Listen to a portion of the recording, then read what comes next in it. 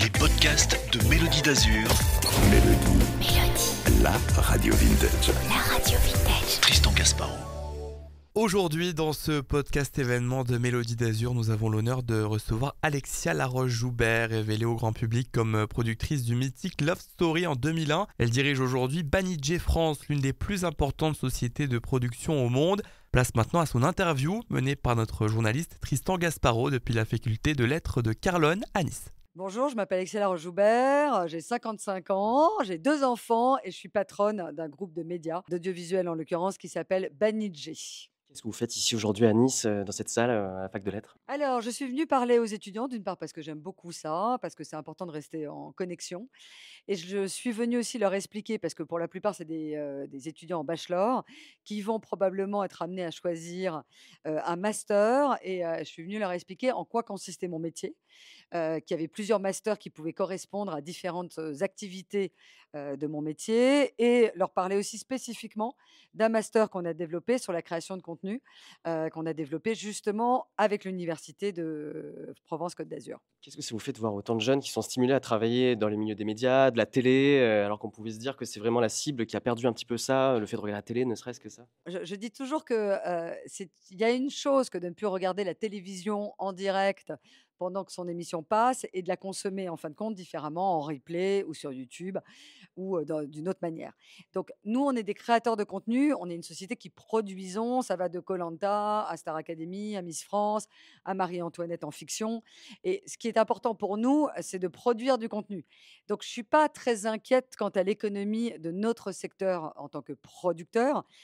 C'est plus inquiétant probablement pour les diffuseurs traditionnels, et je pense que c'est important aussi de leur dire que, la télévision, c'est aussi des gens qui, proposent des programmes aux chaînes de télévision. Vous travaillez aujourd'hui pour, Banijay, vous êtes la CEO. Comment vous le voyez, le milieu des médias aujourd'hui? Est-ce que c'est instable? Alors, ça n'a jamais été aussi, évolutif. Je pense qu'il y a une capacité d'adaptation qui est nécessaire maintenant, et de façon, extrêmement forte, dans le monde des médias. Il y a beaucoup de restructuration, il y a beaucoup de merge, enfin de regroupements, de sociétés. Ça se passe aux États-Unis, ça se passe en France, ça se passe en Europe. Il y a beaucoup de l'apparition de groupes internationaux. Il y a des supports comme, l'IA qui arrivent maintenant, pour nous aider à produire différemment. Donc tout ça, c'est des transformations majeures, et il y en a une dont tout le monde parle, c'est l'arrivée de YouTube qui d'un seul coup, avant proposait des formats courts et maintenant propose des formats longs, et devient comme une extension, de diffusion, de contenu que nous produisons nous. Donc il faut savoir comment ça fonctionne. Il faut comprendre que, eux n'investissent pas. YouTube ne dépense jamais un centime dans un programme. Donc ça veut dire qu'il faut le produire, et que souvent, c'est les partenaires historiques qui nous permettent de le produire. Comment vous le vivez, vous, aujourd'hui, d'être la femme la plus influente du milieu de la télé, de la création, aujourd'hui, en 2025? Qui vous dit que je suis une femme? Non, je m'amuse.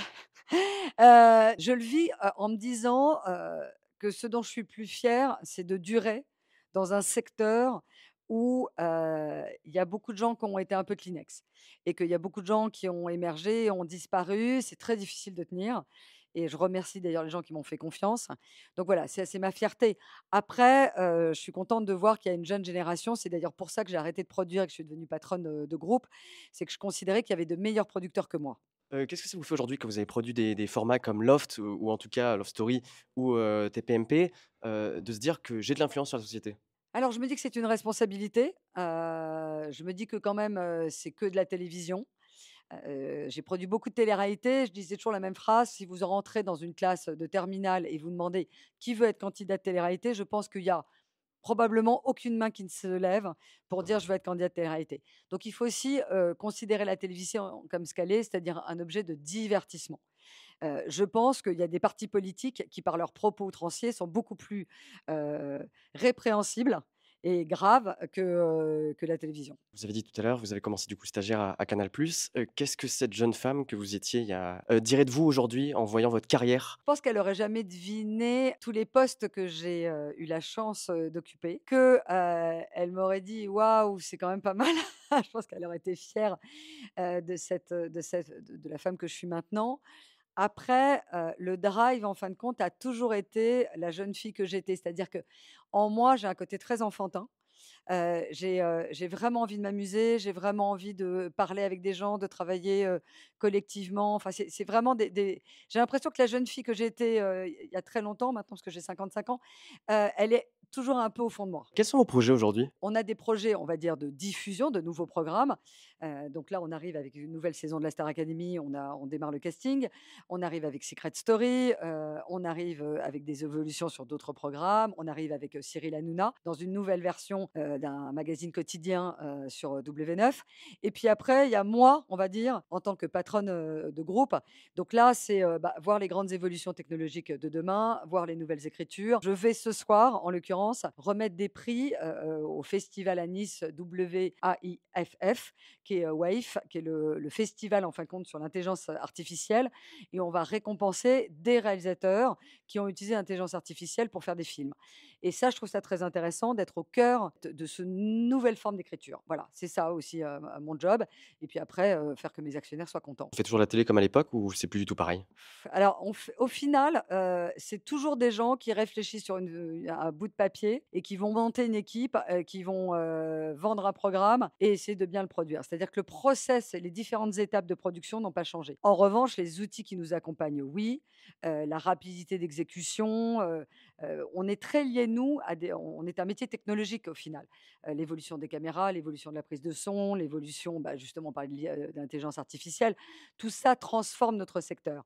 Mais la création, elle est toujours un peu identique. Ça sort toujours du cerveau, quoi. Si vous avez peut-être une anecdote, quelque chose avec Nice ou vous avez parlé de Monaco, si vous avez travaillé pour TMC?